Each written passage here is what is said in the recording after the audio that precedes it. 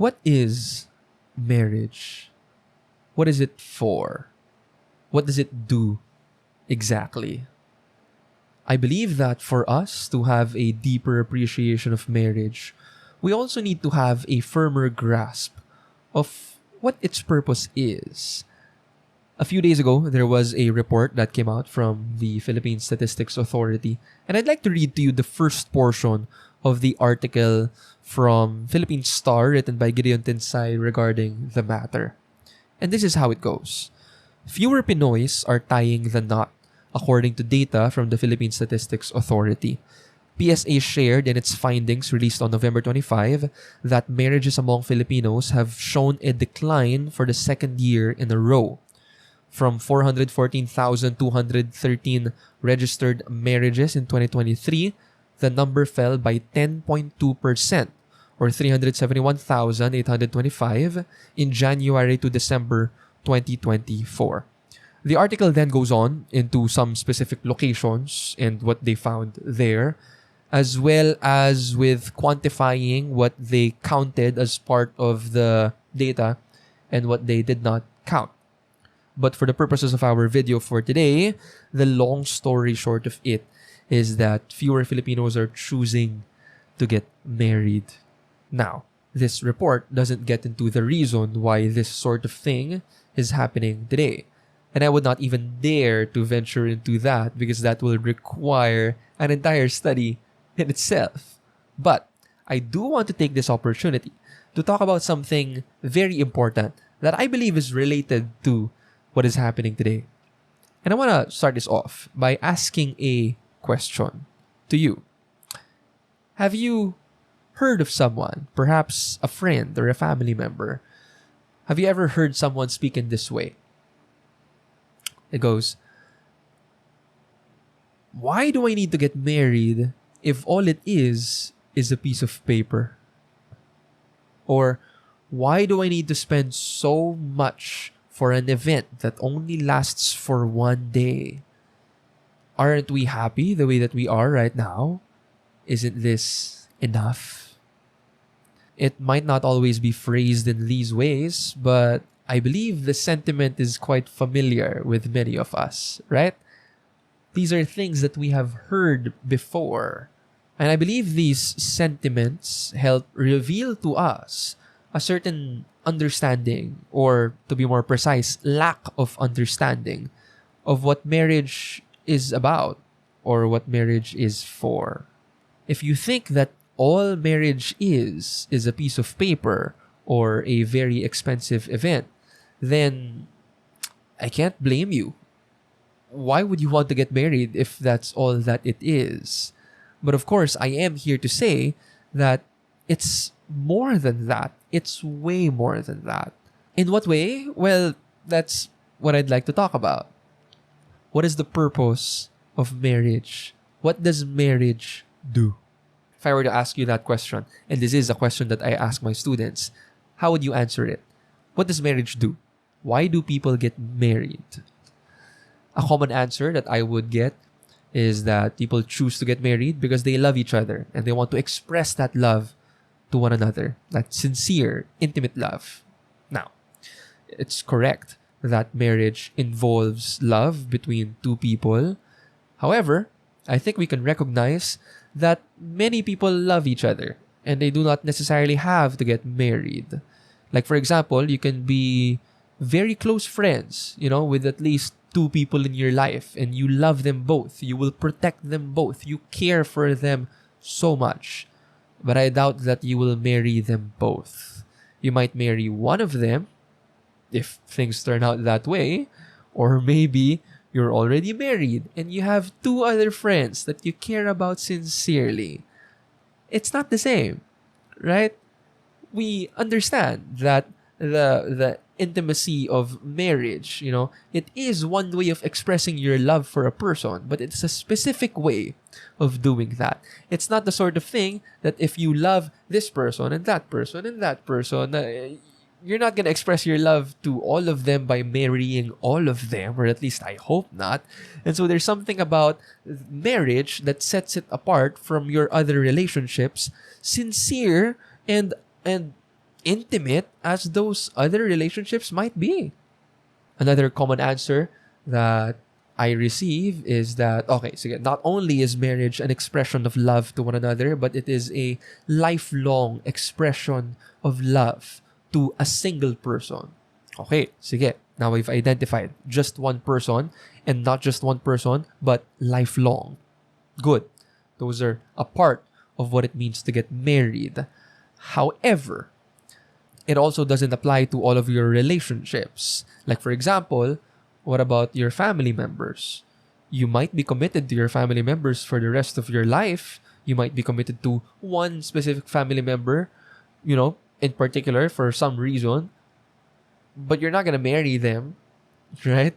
And if you know someone who wants to marry one of their family members, you would recognize that it's objectively problematic. That's not how it's supposed to be. So, okay, now we're understanding that, okay, marriage is lifelong, but there are certain relationships that are not for marriage, right? There's something specific about it. And that's the purpose why I ask these kinds of questions, no? Because something like marriage that we observe all of the time, that seems so simple, seems so basic, when we're pressed to define it or to identify exactly what it's for, it's not always easy to articulate, diba? It's not always easy to put into words. But I think it's important for us to do that with certain matters. Not all matters, but with certain matters, especially if that matter is being challenged, contested, or, if there's a lot of confusion regarding that matter. And I think when it comes to the subject of marriage, there is plenty of confusion there. And so, sige, sagutin natin. What is the purpose of marriage? For that, I'd like to ask another question. And this question is very simple. Imagine a family unit, a very basic family unit, parents and kids. In that family, who among them, okay, are the only two who are not related to each other by blood? In Filipino, sino lang sa kanila ang hindi magkadugo? And you think about it, right? The answer is, it's the spouses. Because the siblings are related to each other, the parents are related to the children. Only the two spouses, the parents, are not related to each other by blood. Because they're not related by blood, they are related by bond. What is that bond? That bond is marriage. And within that basic family unit, they are the first to be related to one another. Again, not by blood, but by bond.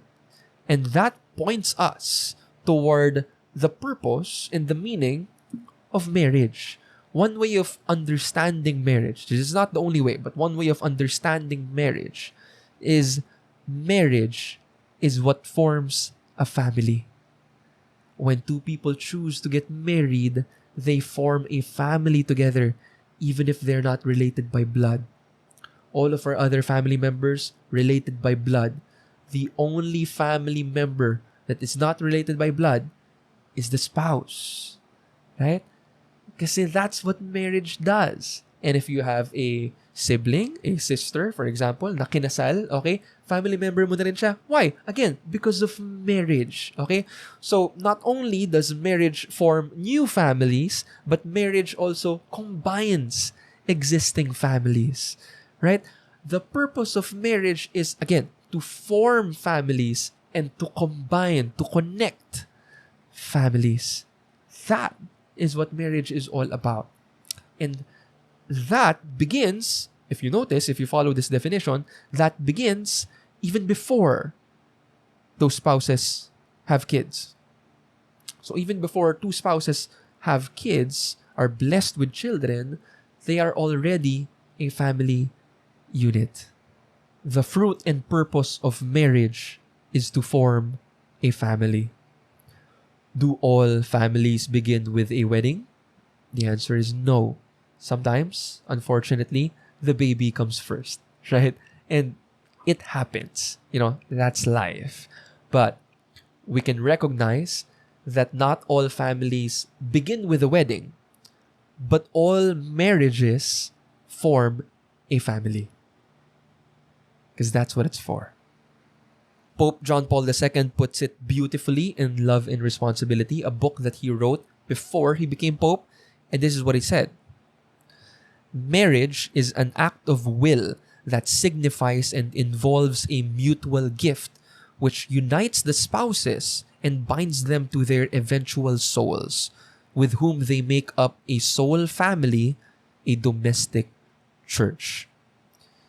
Notice the choice of words that Pope John Paul II uses. It is an act of will. It is a commitment, a decision. Toward what? Toward a mutual gift that binds you together. In biblical language, this is when two become one. And you become one what? You become one body, one family.